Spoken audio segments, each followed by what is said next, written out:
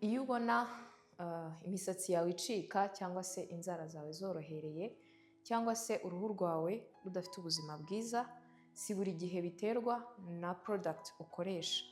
Akenshi bishobora no guterwa n'imirire yawe muri rusange, nko kubura intungamubiri nka sulfur cyangwa se soufre mu ndimi z'amahanga. Mbahaye ikaze hano kuri channel ya Nutrimedi Plus, ni muri cya kiganiro cyacu aho twiga intungamubiri zigiye zitandukanye.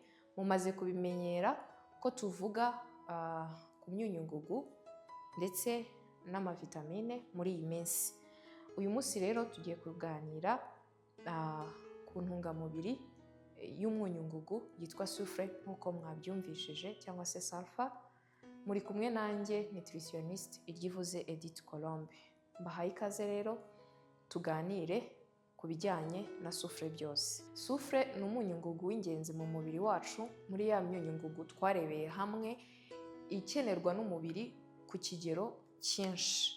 Soufre ni ingenzi cyane kuko iboneka mu mubiri wa buri muntu wese, kandi ikagira n'uruhare runini mu mikorere cyane cyane y'ibyubaka umubiri. Iyo tudafite soufre ihagije, ibyubaka umubiri nabyo ntago biba biri gukora neza cyangwa se ntago biba binameze neza mu mubiri wacu. Soufre rero ntago ikunzwe kuvugaho cyane mu biganiro by'imirire kubera yuko yirengagizwa, ariko ni ingenzi cyane kuko nk'uko twabivuze ikora ku ruhu, ikora ku nzara, ikora ndetse no ku misatsi. Murumva ko rero ari ingenzi cyane. Reka turebere hamwe rero imwe mu mimaro ya sulfur cyangwa se soufre muri rusange. Soufre ni ingenzi cyane mu gukora ibyubaka umubiri bizwi nka proteine cyangwa se amino acid, iby'ibanze cyangwa se ibyo nakwita amatafari, building blocks zikoze proteine cyangwa se ibyubaka umubiri, nibyo twita amino acid. Soufre rero ni ingenzi cyane mu gukora amino acid ebyiri z'ingenzi cyane, ariyo methionine na cysteine. Methionine na cysteine bikora cyane ku ruhu, ku nzara ndetse no ku musatsi, cyane cyane no mu mikaya. Murumva ko rero soufre ni ingenzi cyane. Ifasha kuko nyine methionine na cysteine bikora ku ruhu ndetse no ku nzara no ku misatsi, birumvikana ko soufre ari ingenzi cyane mu gufasha gukomeza imisatsi, inzara ndetse no kugira uruhu rwiza muri rusange. Umumaro wa kabiri rero ni uko soufre cyangwa se sulfur ifasha mu gukora collagen ndetse na keratine. Collagen ni ingenzi cyane mu gufasha uruhu kuba rudashaje, rukomeye kandi rwegeranye. Ikindi ni uko ifasha mu kugira ingingo zikora neza cyangwa se zidakocorana, kuko collagen ifasha mu kubaka icyo twita cartilage. Hanyuma ikindi ni uko ifasha mu gukomeza amagufa, umuntu akaba afite amagufa akomeye ku buryo yumva nyine afite imbaraga. Ikindi twari tuvuze ifasha ni ugukora keratine. Keratine ni nziza mu gukora imisatsi ikomeye, uruhu ndetse n'inzara. Murumva ko rero iyo umuntu adafite soufre ihagije ashobora kugira collagen nkeya, bityo akagira uruhu rushaje cyangwa se rufite iminkanyari, ndetse akaba yagira n'amagufa yoroshye cyangwa se umusatsi ucikagurika n'inzara zoroshye zicikagurika byoroshye, cyangwa se agatangira kugira ibibazo byo mu ngingo. Umumaro wa gatatu wa soufre ni uko ikora nka cleaner cyangwa se isukura, ifasha gusukura, yifashishwa n'umwijima mu gusukura umubiri wacu.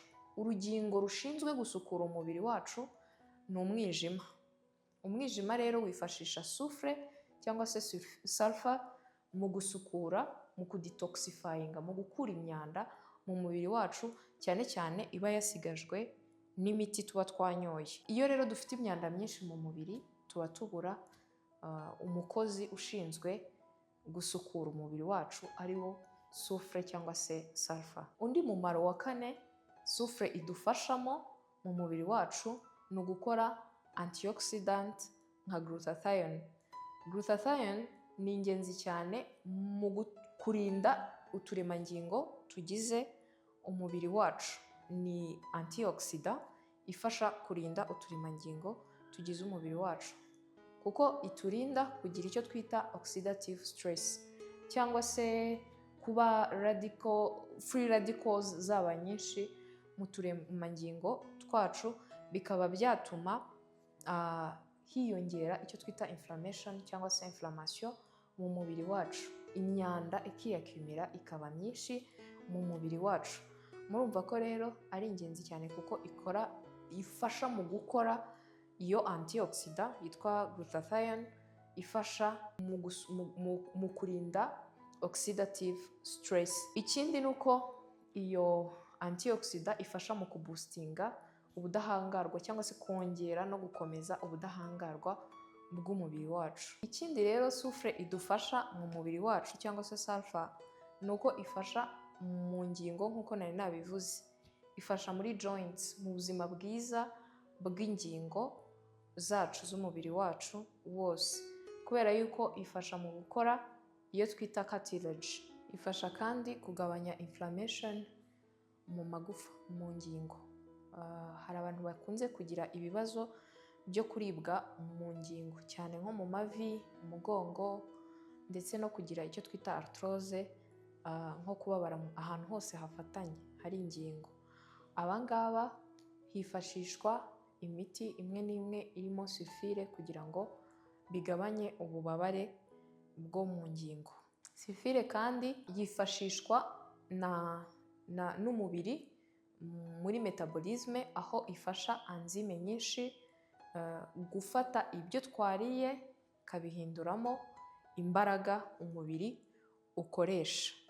Iyo ni imimaro igera kuri 6 sulfure ishobora kuba ifasha umubiri. Soufre tuyikura mu biribwa bigiye bitandukanye. Tuyikura mu bikomoka ku matungo, tukanayikura ku bikomoka ku bihingwa. Mu bikomoka ku matungo tuyikura mu nyama, tuyikura mu mafi, tuyikura mu isambaza, mu ndagara, tuyikura mu mata, tukanayikura mu magi. Mu bikomoka ku bihingwa rero sulfur tuyikura muri tungurusumu, ibitunguru, amashu, chou-fleur, brocoli ndetse na kale.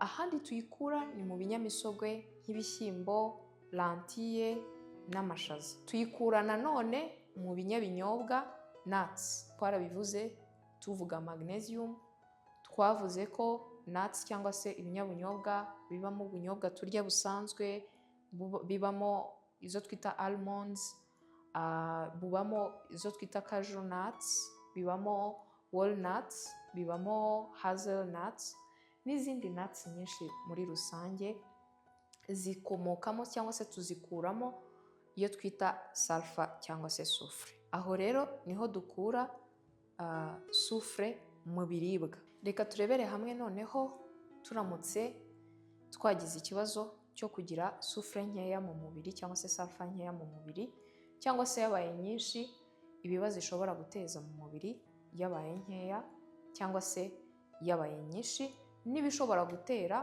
ko yaba nkeya cyangwa se yaba nyinshi. Reka dutangire tuvuga mu gihe yabaye nkeya. Igihe yabaye nkeya bishobora guterwa n'ibintu bigiye bitandukanye. Icya mbere ni ukurya ibiribwa bidafitemo ibikungahaye ku byubaka umubiri, bya bindi twavuze nyine, ibikomoka ku matungo ndetse n'ibinyamisogwe n'imboga twavuze zibonekamo ya soufre. Indyo nkene ishobora kuba impamvu yo kutagira ya soufre cyangwa se ya sulfur, kuyibura ikaba nkeya. Ikindi kintu gishobora gutera sulfur kuba nkeya ni ukurwara imirire mibi cyangwa se kugira imirire mibi, cyane cyane yakomotse ku kuba umuntu adafite proteine nyinshi, proteine ihagije mu mubiri. Ikindi kintu gishobora kubitera nanone ni ukuba itari kugogorwa neza mu mara, cyangwa se amara atari kubasha kuyinjiza neza mu mubiri, icyo twita malabsorption. Ibyo nabyo bishobora gutuma soufre cyangwa se sulfur iba nkeya mu mubiri. Ikindi kintu cyabitera ni indwara zimwe na zimwe zo mu mara zishobora gutuma nyine igogora ritagenda neza, cyangwa se indwara z'umwijima, bigatuma rero ya soufre iba nkeya mu mubiri. Reka turebere hamwe rero yabaye nkeya noneho ibibazo ishobora guteza mu mubiri. Twabibonye ko ifasha mu gukomeza imisatsi, gukomeza imikaya, gukomeza inzara ndetse no kugira uruhu rwiza. Iyo rero yabaye nkeya umuntu atangira gucikagurika imisatsi, atangira kugira imisatsi icikagurika, ashobora no gutangira kujya acikagurika inzara cyangwa se inzara ze zikaba zoroshye cyane. Ikindi ni ukumagara uruhu cyangwa se uruhu rukaba rudafite ubuzima bwiza. Ikindi ni ukubabara mu ngingo, kubera ko twabonye ko sulfur idufasha gukora neza kw'ingingo, ifasha cartilage, ifasha mu gukora collagen ifasha mu gukora neza kw'ingingo ndetse no gukomeza amagufa.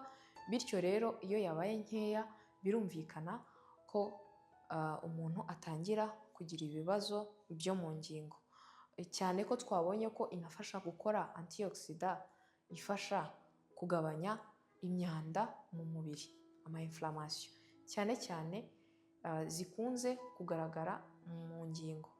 Hanyuma ikindi idufasha ni ukugira imbaraga mu mubiri. Twabonye ko idufasha mu gukora imbaraga, mu kuvana ibiryo twariye, mu kuba ari ibiryo ikabihinduramo imbaraga yifashishije za enzyme zigiye zitandukanye. Birumvikana ko rero ifasha mu gukora imbaraga. Iyo rero yabaye nkeya umuntu atangira kugira intege nke z'umubiri. Twabonye ko kandi ifasha mu gukomera kw'imikaya. Iyo imikaya idakomeye umuntu agira intege nke, cyangwa se akagira imikaya yorohereye cyane, muscle zoroshye nyine, ikibiri kidebadeba cyangwa se kidigadiga, kubera yuko na collagen ntabwo iba ihagije, bityo bigatuma umubiri worohera cyane. Ikindi kintu gishobora kubaho ni ubudahangarwa bw'umubiri. Yongera ubudahangarwa bw'umubiri nk'uko twabibonye, kwifasha mu gukora neza k'uturemangingo hifashishijwe za amino acid zirimo methionine na cysteine. Niyo mpamvu rero sulfur ari ingenzi cyane. Iyo yabaye nkeya bwa budahangarwa bw'umubiri nyine nabwo busa nkaho buhungabanye. Ubundi ni gakeya dushobora gusanga sulfur yabaye nkeya mu mubiri cyangwa se yabaye nyinshi, kubera yuko tuyisanga mu biribwa turya bisanzwe. Umuntu rero ishobora kuba ari nyinshi, bishobora guterwa n'impamvu zigiye zitandukanye, cyangwa se yabaye nkeya impamvu tumaze kuvuga. Sulfur iyo yabaye nyinshi biba byatewe no gufata supplements cyangwa se inyunganiramirire zirimo sulfur nyinshi. Izo nyunganiramirire zirimo iyo twita MSM. Indi mpamvu ishobora gutera ko sulfur iba nyinshi mu mubiri ni akazi dukora gashobora kutwexposa kuri sulfur, nk'abantu bakunze gukora mu nganda, cyangwa se tukaba twariye ibiryo biri kontamine birimo ya sulfur. Ahangaha ishobora kuba nyinshi. Ibimenyetso bigaragaza ko yabaye nyinshi mu mubiri ni nko kuribwa mu nda, kugira iseseme nyinshi ndetse no kuruka, kugira diare ndetse no kuba waribwa umutwe, cyangwa se ukaba wakumva ugugaye mu nda. Ibyo bimenyetso ni bimwe mu bimenyetso bigaragaza ko umuntu ashobora kuba afite sulfur nyinshi mu mubiri. Kubo byabayeho bitewe n'uko wenda babaye expose kuri yo mu mirimo ya buri munsi wenda bakora mu nganda cyangwa ahandi, ishobora gutera kuryaryatwa cyangwa se kokera mu maso, kuribwa umutwe, kokera mu muhogo, gukorora cyangwa se kunanirwa guhumeka. Ibi nabyo ni ibimenyetso by'umuntu wabaye expose kuri sulfur, nabyo bishobora kumugaragaraho. Reka turebere hamwe rero uburyo dushobora kwirinda ko sulfur yaba nyinshi mu mubiri cyangwa se yaba nkeya. Uburyo twirinda kugira sulfur nyinshi mu mubiri cyangwa se nkeya ni ukurya ibyubaka umubiri buri munsi kugira ngo tubashe kuyibona mu byo twariye. Twabibonye ko ibikomoka ku matungo ndetse n'ibinyamisogwe ari bimwe mu bintu byubaka umubiri, yego, ariko bibonekamo na ya sulfur.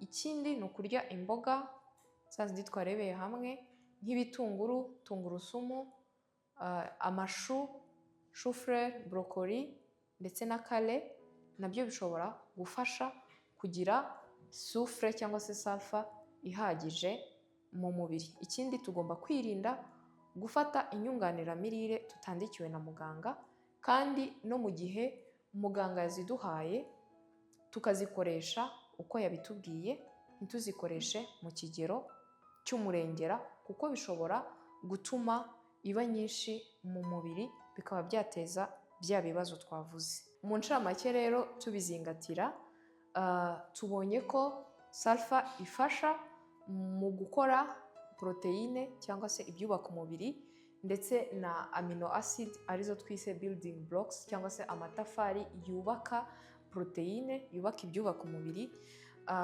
Ifasha mu gukora zimwe z'ingenzi cyane iyo twavuze yitwa methionine ndetse na cysteine, bifasha mu gukomeza umusatsi, inzara ndetse n'uruhu. Ikindi twabonye ko sulfur yifashishwa n'umwijima mu gusukura umubiri wacu no gukuramo imyanda yasigajwe n'imiti twanyweye. Ikindi twabonye ko ifasha mu kugira ubuzima bwiza bwo mu ngingo ndetse no kumva tudafite uburibwe bwo mu ngingo.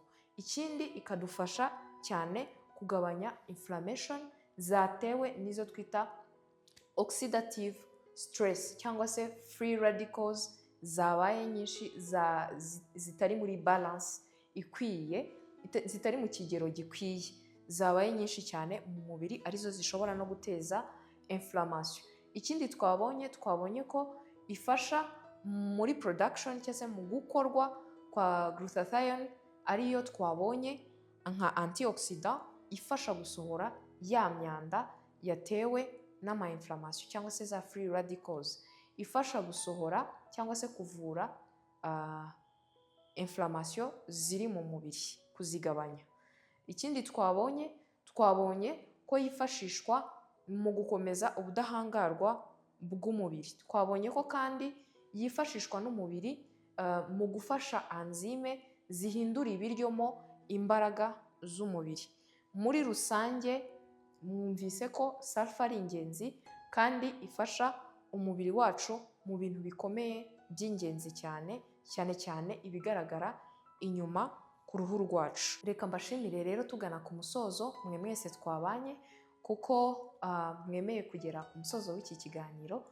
Mwakoze cyane kubana natwe, twizere ko uwagize ikibazo yasobanukiwe ku byo twavuze byose. Tubahaye ikaze hano iwacu kuri Nutrimedi Plus, aho dukorera. Uwagira ikibazo cyangwa wakenera inyunganizi n'ubusobanuro burambuye ku bijyanye n'ibyo yumvise, mwatugana hanyuma tukabafasha birushijeho. Dukorera hano Kimironko hafi na Simba. Mushobora no kutuyoboza mukoresheje nimero ziri hano kuri screen yacu. Murakoze cyane, mukomeze kugira ibihe byiza.